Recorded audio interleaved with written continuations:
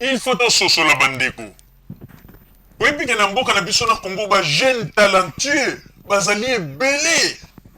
Oyo ke lelo pe soki ba zu politique na biso ba tie likolo ya mesa basali pe ke mboka pe ke liboso. Eloko moko tozali ko regrette mingi.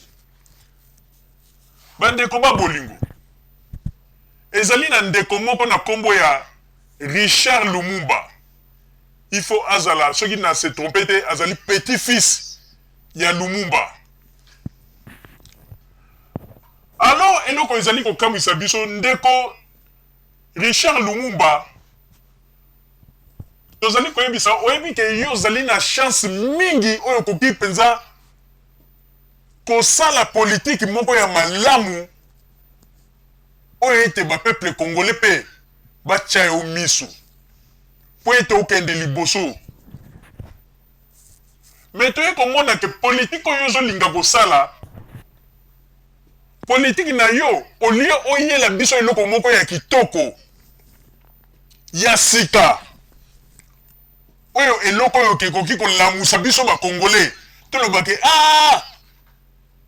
tala petit-fils ya Lumumba tala bamakambo aza koya nango donc azoyela biso biloko ya sika moto mpenza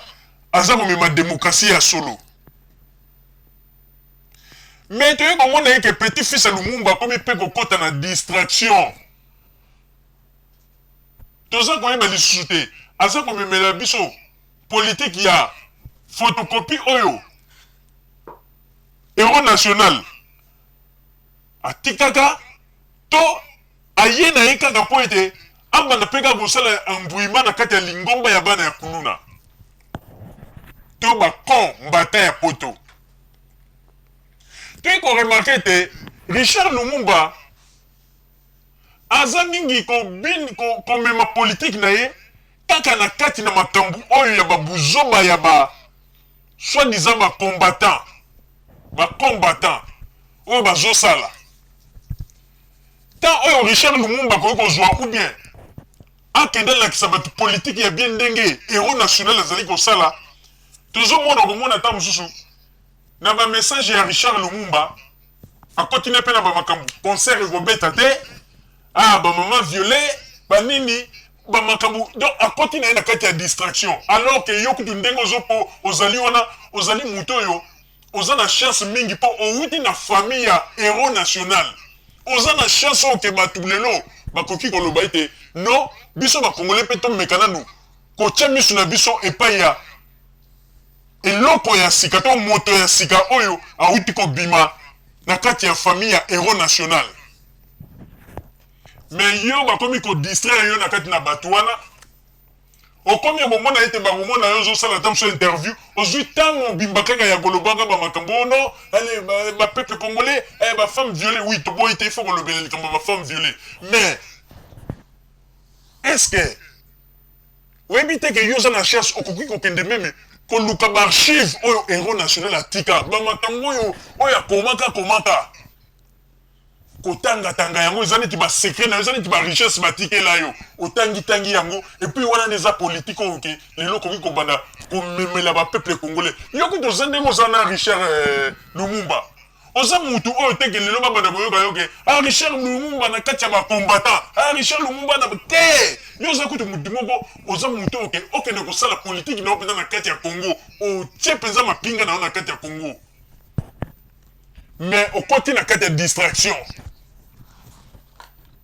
okoti na kati ya distraction tozali koyebisa solo Richard Lumumba okoti na kati ya distraction alors que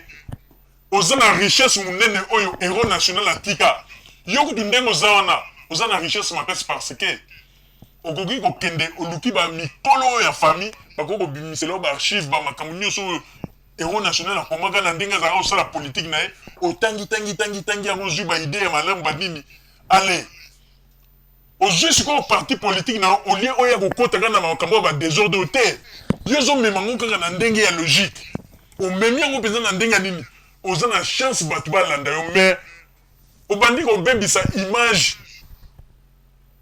ya parti politique ya politique oyo olingi koya kolakisa bato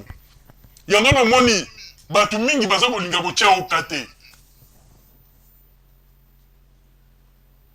Richard Lumumba ozali koyebisa yo oza na chance mingi oza na chance mingi ya kosala politique na ope po ozwa succès tika kolandaka bato oyo mosusu na nsima bapoliticien basi basala kala oyo ndenge toloba bamoteur oyo ya bacaracas bangwanda banani baza bato moko basi basala kala sala politique na ndenge ya vrai et puis tika kozala na loyenge ya kosala politique na ndenge ya distance à 8000 km. Richard Lumumba kende na Congo sala parti politique na yo relancer makambu parce que politique oyo ozosala na libanda eza na influence moko te ozolekisa temps politique ya kosala kaka na kati ya bakulu na banini après soki ale tala ndenge bakoma kotso na kati na babuzoba tomonaki lobi information moko eleki awa un journaliste moko akomi ke ono mutu moko akotaki na arme alingaki asala o mabe bani mais ntango bayaki koverifie bainformation yango eza nango ndenge wana tomoni bokomi nyonso tu kobina kaka na kati na lokolo ya makambo na potopoto yanga nanga naza kosenga na yo Richard Lumumba soki moyen ezali mekana nukozongisa lokolo nsima kende pai ya bakolo ya famille bato bayebi histoire solola na bango lisusu malamu mekana nukotalisa politique na yo na sens mosusu komema kaka politique na yo na ndenge loyenge te mpo oyoki koto bazokanga 8 millions de morts bobe alingi bokoma okotaka na kati ya loyenge wana te oza na chance mingi parce que oza mutu moko obimi na kati ya famille ya héros mais oza nde distrait mpo nini badistraire yo complètement nayebi te soki mpenza bakolo ya famille oyo mpenza bavrai conseiller bazali na yo mpo ete bapesa yo baconseil yo ntango mosusu mutu soki ozali mayele mutu ezosala ntango mosusu yo nde moto okoki kosimba relève ya Congo ya lobi mais oza kaka distrait wana ezali kaka message oyo napesaki yo monsieur Richard Lumumba ebongi malamu oyeba ndenge nini ya kosala tika kozala distrait na kati ya bana oyo ya bakuluna sinon bakoya koconfondre yo complètement wana ezalaki kaka mwa liloba oyo nga napesi soki omoni yango mabe limbisanga me ezali kaka mwa liloba oyo nga napesi na ndenge ngai naza komonela parce que toza na démocratie moto na moto aza na point de vue na ye wana ezalaki point de vue na nga na ndenge nazomonela soki eza bongo te ozali kaka oblige ya kondima te oyo ngai nalobi na banzi mama ozali okoki kozwa maloba mpona kokontinue émission na biso